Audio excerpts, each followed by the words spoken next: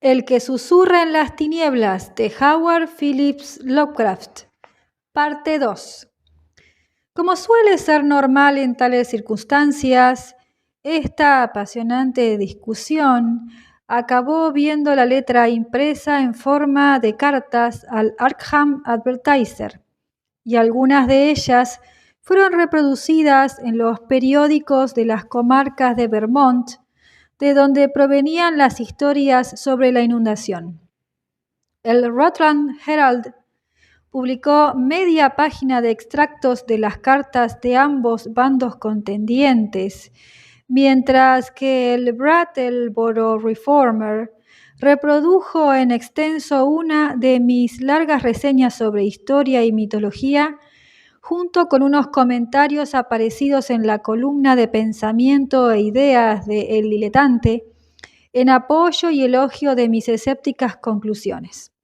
En la primavera de 1928, yo era ya una figura bastante conocida en Vermont, aun cuando jamás había puesto los pies en dicho estado.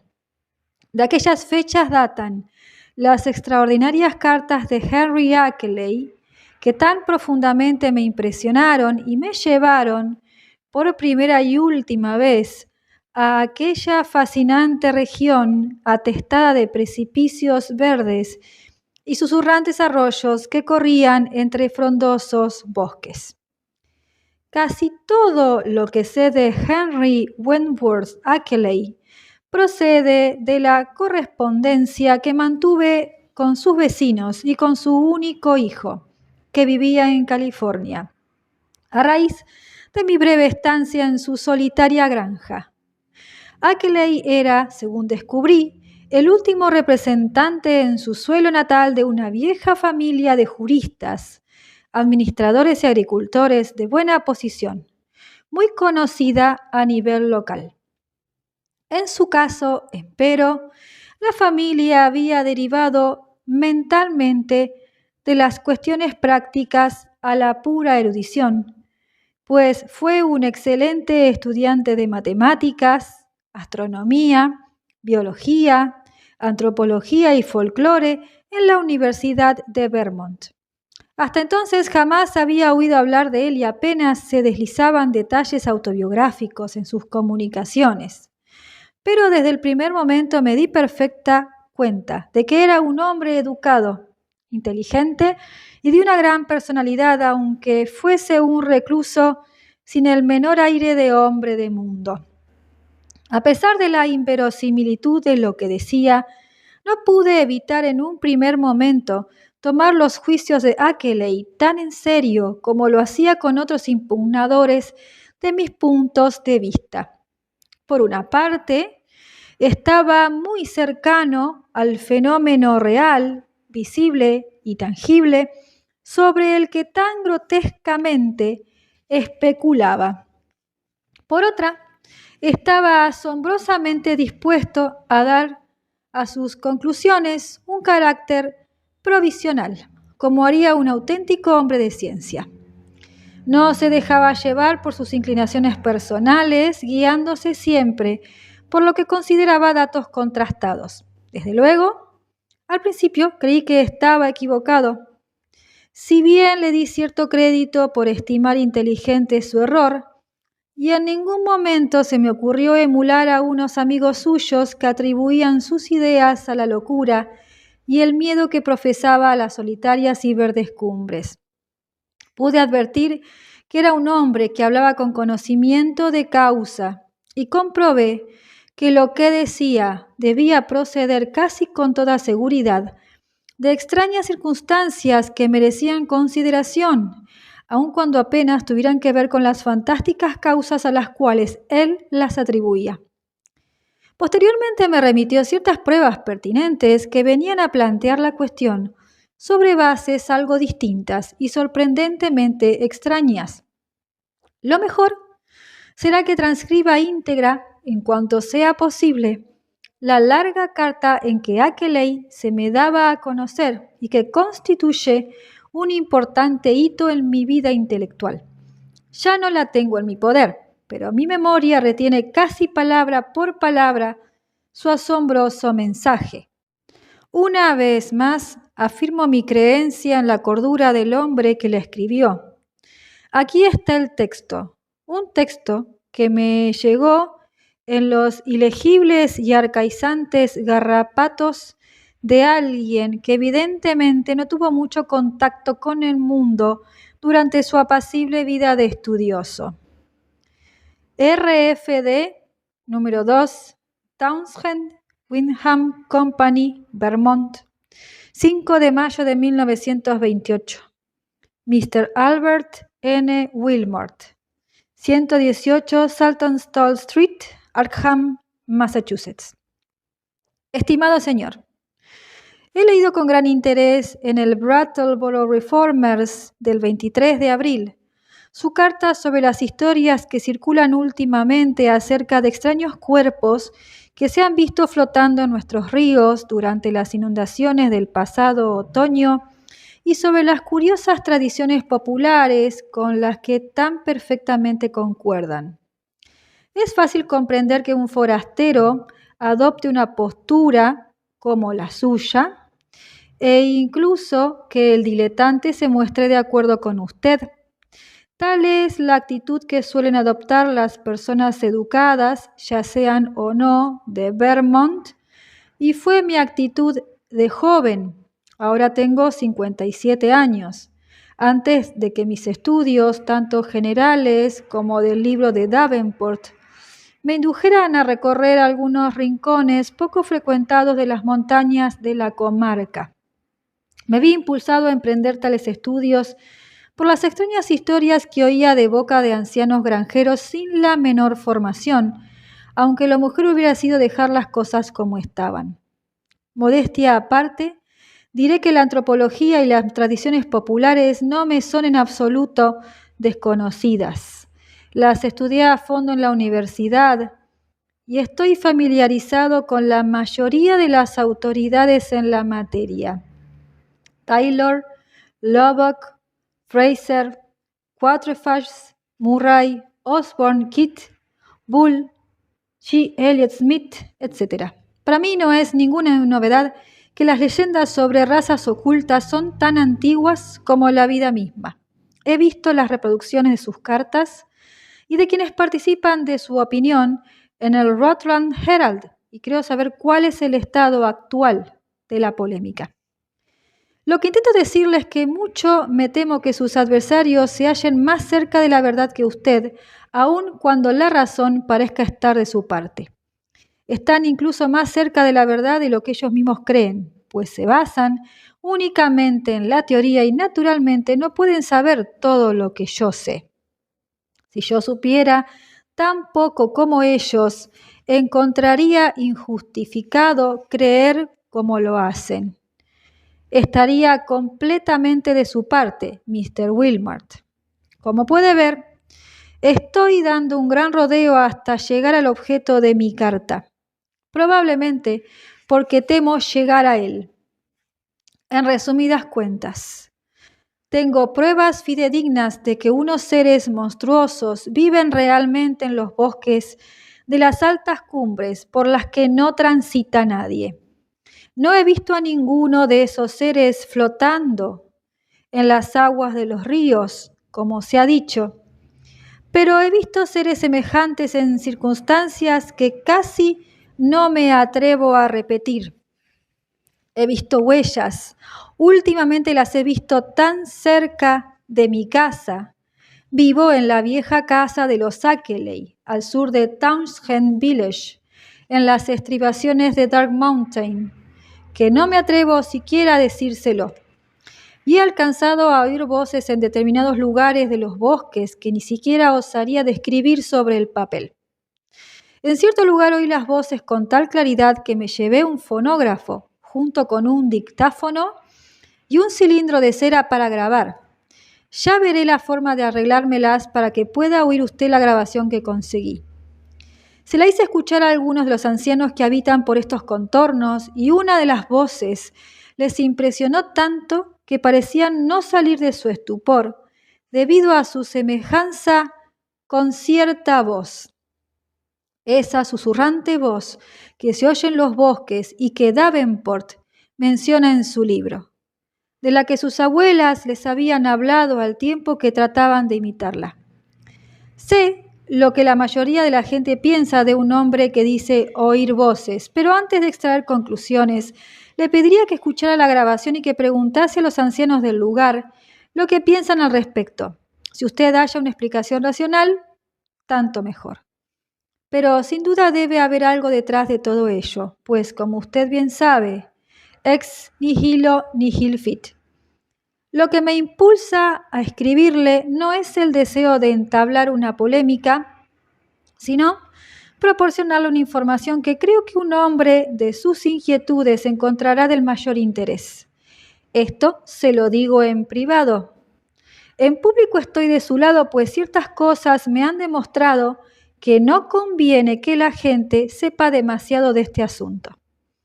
Mis estudios son absolutamente a título particular y no pienso decir nada que atraiga la atención de la gente y les induzca a visitar los lugares que he explorado. Es cierto, terriblemente cierto, que en aquellos parajes hay criaturas no humanas que no cesan de observarnos, que cuentan con espías entre nosotros con vistas a recabar información.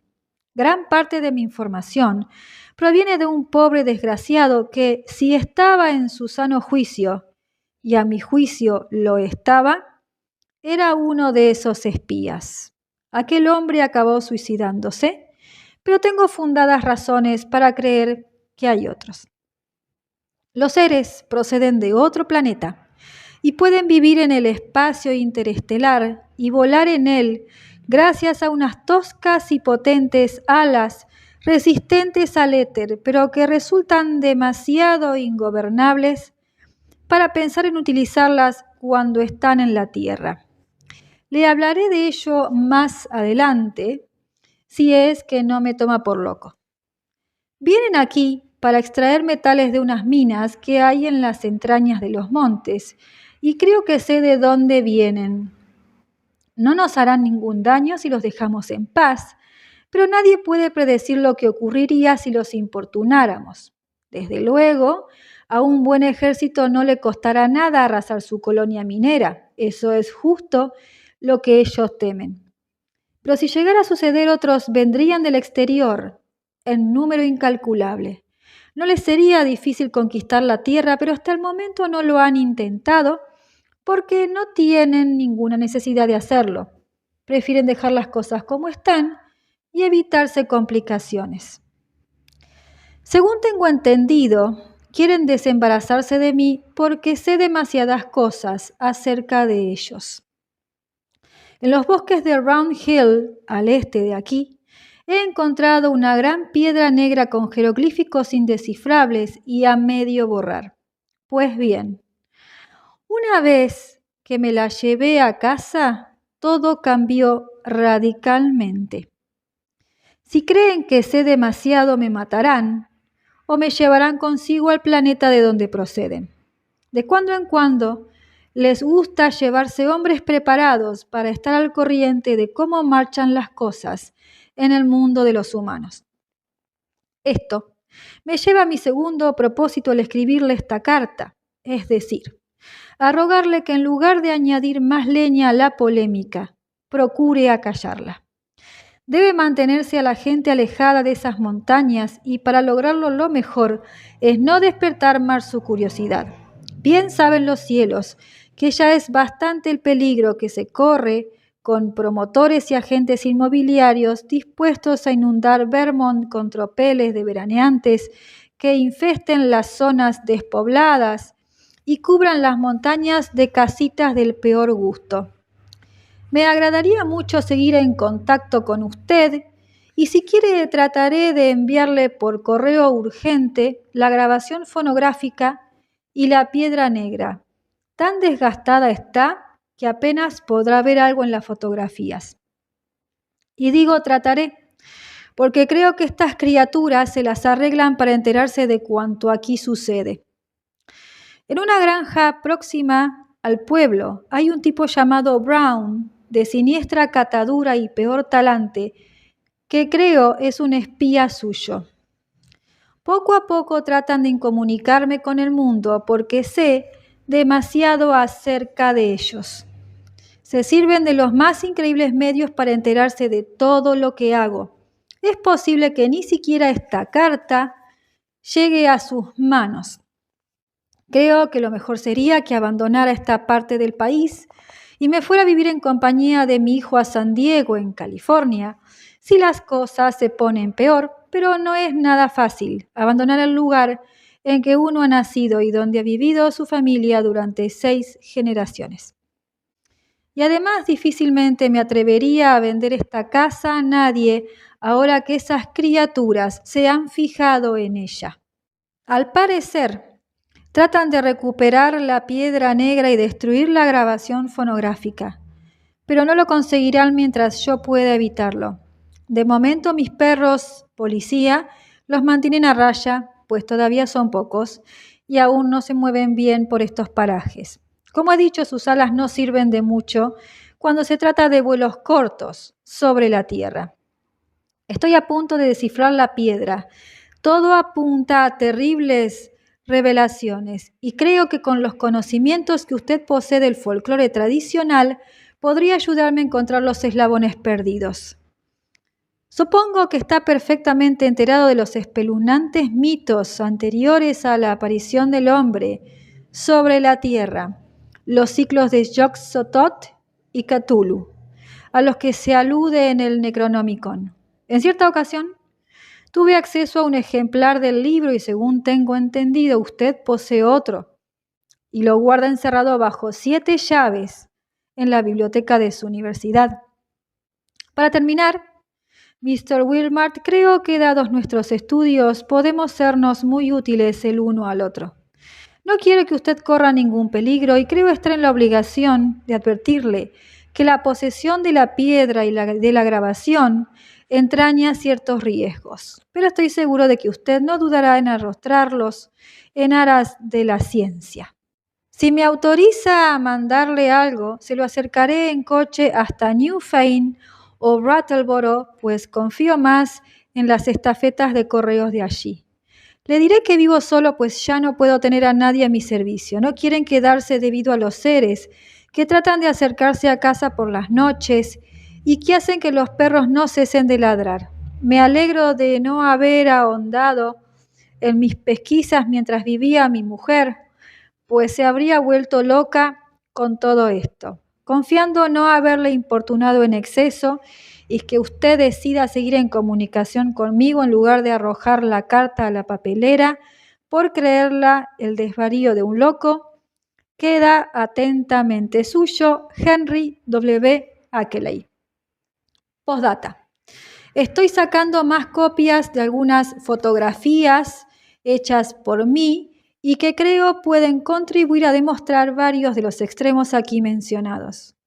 Los ancianos del lugar creen que se trata de algo tremendamente verídico. Se las enviaría inmediatamente si le parece bien. H.W.A.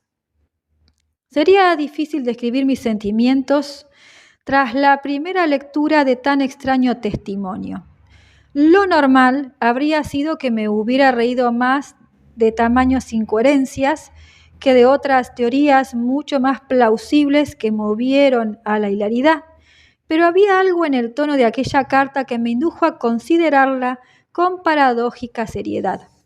No es que creyera ni por un instante en la oculta raza procedente de las estrellas de la que hablaba mi corresponsal, pero lo cierto es que después de algunas serias dudas en un primer momento, llegué sorprendentemente a convencerme de su cordura y sinceridad, inclinándome a creer que su autor se había enfrentado a algún fenómeno real, aunque singular y anormal, que no acertaba a explicar si no era recurriendo a la imaginación. Estaba seguro de que la verdad distaba mucho de lo que me decía mi comunicante, pero por otro lado, quizá mereciera la pena investigar qué es lo que había detrás de todo aquello. Aquel hombre parecía tremendamente excitado y alarmado por algo, pero resultaba difícil pensar que su actitud era injustificada. En ciertos aspectos era tan puntual y lógico. Y después de todo, su historia encajaba increíblemente bien con ciertos mitos antiguos, incluso con las más inverosímiles leyendas indias. Que hubiese realmente alcanzado a oír voces nada tranquilizadoras en las montañas y que hubiese en verdad encontrado la piedra negra de la que hablaba, entraba dentro de lo posible a pesar de sus descabelladas elucubraciones. Elucubraciones que le debió sugerir el hombre del que se decía era un espía de aquellos seres extraterrestres y que posteriormente puso fin a su vida. Era fácil deducir que este hombre debía estar loco de atar, pero probablemente le quedara una veta de perversa lógica aparente, que hizo que el ingenuo de Ackeley, ya de por sí predispuesto a tales cosas por sus estudios sobre el folclore, creyera aquella historia. En cuanto a los últimos acontecimientos, en concreto a la imposibilidad de tener a nadie a su servicio, parecía que los modestos y sencillos vecinos de Ackeley estaban tan convencidos como él de que su casa era asediada por algo siniestro durante la noche. Que los perros ladraban era algo que no podía ponerse en duda. Y luego estaba la cuestión de la grabación fonográfica, que no pude sino creer que la había obtenido tal como dijo. Tenía que tratarse de algo, pero no sabría decir qué, o ruidos animales que engañosamente recordaban el lenguaje humano, o el habla de algún ser humano oculto y al acecho al caer la noche, postrado en un estado no muy por encima del de los animales inferiores. De la grabación mi pensamiento pasó a los jeroglíficos de la piedra negra y especular acerca de cuál podría ser su posible significado. Y por otro lado, estaban las fotografías que Ackeley hablaba de enviarme y que tan convincentemente los ancianos del lugar encontraban espeluznantes. Mientras releía aquella ilegible carta pensé más que nunca que mis crédulos adversarios podían estar más en lo cierto de lo que yo había admitido en un primer momento. Después de todo, aquellas montañas por las que se rehuía el paso podían ser el reducto de seres extraños y quizá con deformidades hereditarias, aun cuando no hubiese ninguna raza de monstruos nacidos en estrellas, tal como pretendía la tradición. En tal supuesto, no resultaría del todo descabellada la presencia de cuerpos extraños en los ríos desbordados. ¿Acaso era excesivamente descabellado suponer que tanto las antiguas leyendas como los recientes relatos descansaban sobre un fundamento real? Pero incluso albergando tales dudas, me sentí avergonzado de que tan grotesca muestra de incoherencia como era la increíble carta de Henry Ackeley hubiera podido suscitarlas. Al final, contesté la carta de Ackeley adoptando un tono de cordial interés y solicitando información más detallada. Su respuesta me llegó a casi a vuelta de correo y en ella incluía, tal como me había prometido, una serie de instantáneas de escenas y objetos ilustrativos de lo que tenía que contarme. Eché una mirada a las fotografías al tiempo de sacarlas del sobre y experimenté la extraña sensación de espanto que se siente ante la inmediatez de lo prohibido, pues a pesar de lo horrorosas que estaba la mayoría de ellas, poseían un endiablado poder de sugestión, intensificado además por el hecho de tratarse de auténticas fotografías, verdaderos eslabones ópticos de lo que reproducían y el producto de un proceso de transmisión impersonal sin sombra alguna de prejuicios, falibilidad ni falsedad. Cuanto más las miraba, más me convencía de que no me había equivocado al tomar en serio a Ackeley y su historia. Desde luego, aquellas fotografías aportaban pruebas concluyentes de que en las montañas de Vermont había algo que cuando menos estaba fuera del alcance de nuestros conocimientos y creencias. Lo peor de todo eran las huellas de pisadas, una instantánea tomada en un lugar donde relucía el sol, en un sendero totalmente enfangado en medio de una desierta altiplanicie. Una sola mirada me bastó para cerciorarme de que allí no había trucaje alguno, pues los guijarros y brinas de hierba nítidamente perfilados que se apreciaban en el campo de visión eran la mejor garantía de la corrección de la escala y hacían imposible cualquier intento de doble exposición trucada. Por darle un nombre, lo califiqué de pisada, pero creo que sería más exacto decir huella de zarpa. Aún hoy me resulta difícil intentar describirla y lo único que puedo decir es que era algo horrible, de rasgos similares a los cangrejos y que no sabría precisar qué dirección seguía. No era una huella muy profunda ni reciente, pero su tamaño era aproximadamente el del pie de un hombre de estatura normal. A partir de un rastro central, se proyectaban en direcciones opuestas varios pares de pinzas dentadas, algo de todo punto desconcertante, si es que, como parecía, aquello era exclusivamente un órgano de locomoción. Otra de las fotografías, sin duda una instantánea tomada con muy poca luz, mostraba la boca de una cueva en un terreno muy frondoso, con una piedra esférica obstruyendo la abertura. En la superficie pelada que había justo delante, podía distinguirse perfectamente una densa red de extrañas huellas, y al examinar la fotografía con una lupa, comprobé con cierto desasosiego que eran similares a las de la otra instantánea. Una tercera fotografía mostraba un círculo de estilo druídico de piedras levantadas en las cumbres de una desolada montaña. En torno al críptico círculo, la hierba estaba muy aplastada y arrancada, si bien no pude detectar ninguna pisada, ni siquiera con ayuda de la lente. Se advertía fácilmente que se trataba de un lugar perdido en el auténtico mar de deshabitadas montañas que se divisaba en segundo plano y se perdían en un horizonte neblinoso.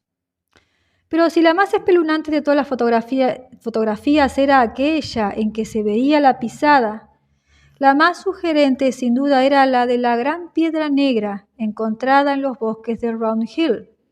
Ackley la había fotografiado desde lo que debía ser su mesa de trabajo, pues podían verse hileras de libros y un busto de Milton en segundo término.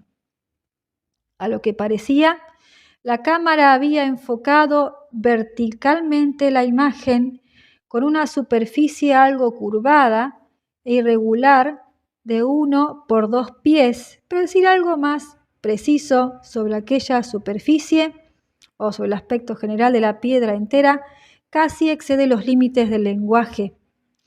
Ni siquiera podía imaginar los rarísimos principios geométricos en que se habían inspirado para su corte, pues no cabía duda de que se trataba de un corte artificial, ya que jamás se había visto nada tan extraño e inequívocamente ajeno a este mundo. Apenas pude distinguir algunos de los jeroglíficos esculpidos en la superficie, pero 1 o 2 de los que vi me dejaron atónito.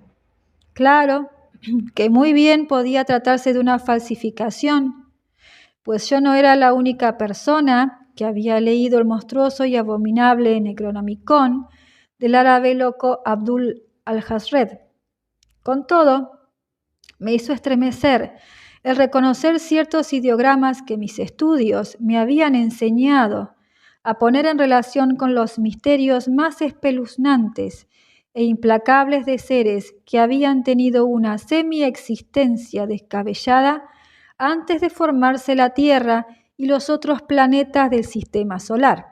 De las 5 fotografías restantes, 3 eran de terrenos pantanosos y montañosos que parecían evidenciar huellas de ocultos y perniciosos moradores. En otra, se veía una extraña huella en el suelo muy cerca de la casa de Ackley, que según decía había fotografiado de mañana tras una noche en que los perros habían ladrado con mayor intensidad que de costumbre.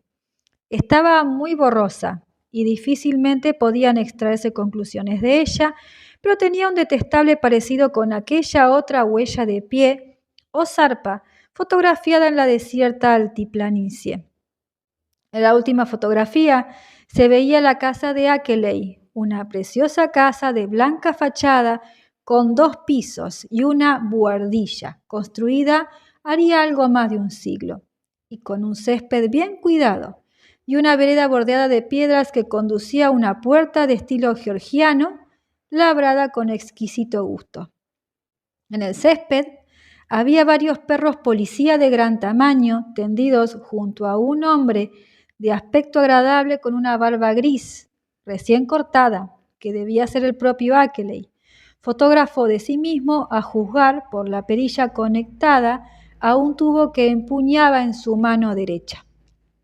De las fotografías pasé a la extensa y apretujada carta, sumiéndome durante las 3 horas siguientes en un abismo de inexpresable horror.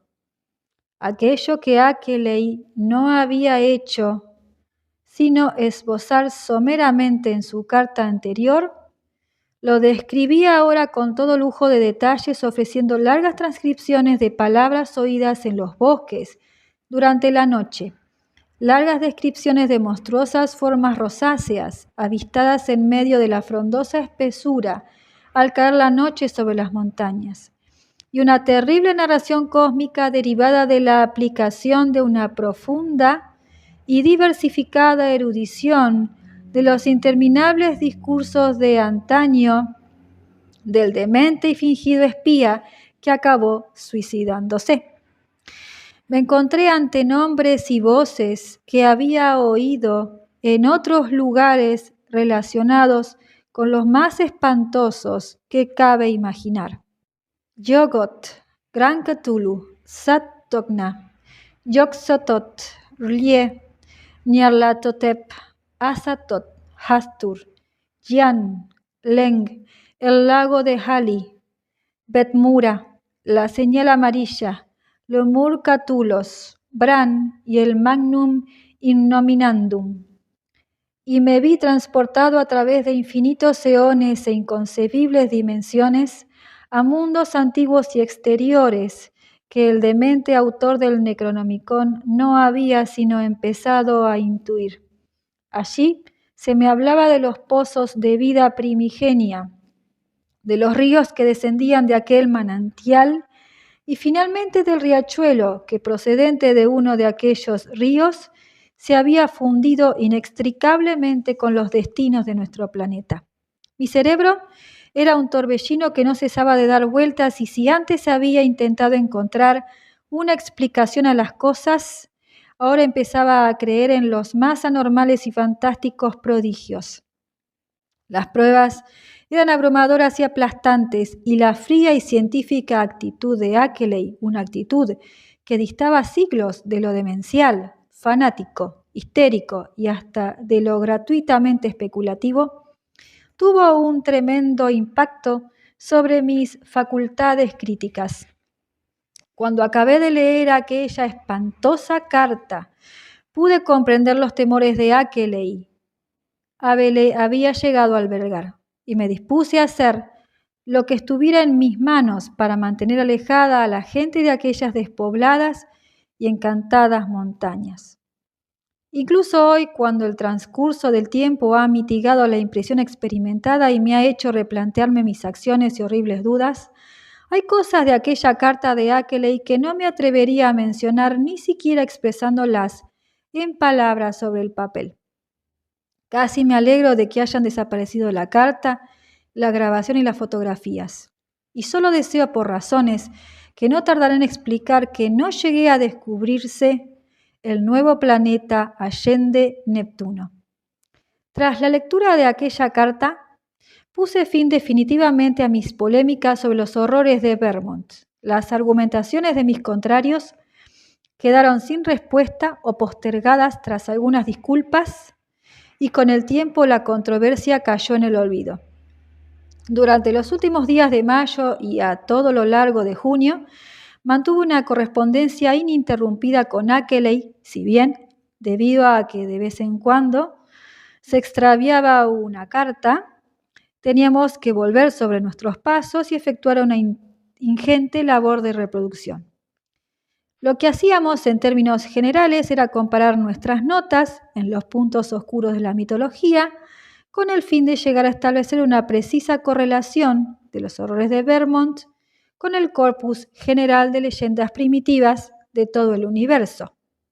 De entrada acordamos prácticamente que aquellas morbosidades y el infernal migo de las cumbres de Himalaya pertenecían a la misma categoría de monstruosidades encarnadas. Hicimos también interesantísimas conjeturas de carácter zoológico, que me habría gustado consultar a mi colega universitario, el profesor Dexter, de no mediar la tajante orden de Ackeley de no hacer partícipe a nadie, fuera de nosotros, de lo que sucedía. Si desobedezco ahora esa orden es porque creo que en el actual estado de cosas, una advertencia acerca de aquellas remotas montañas de Vermont y de aquellas cumbres del Himalaya que algunos intrépidos exploradores cada vez están más empeñados en escalar, puede favorecer más a la seguridad pública que el guardar silencio. Algo concreto que estábamos a punto de desentrañar era el desciframiento de los jeroglíficos de aquella ignominiosa piedra negra. Algo que muy bien podía hacernos entrar en posesión de secretos más arcanos y más asombrosos que cualesquiera otros hasta entonces conocidos por el hombre. Esta historia continuará. Hasta la próxima.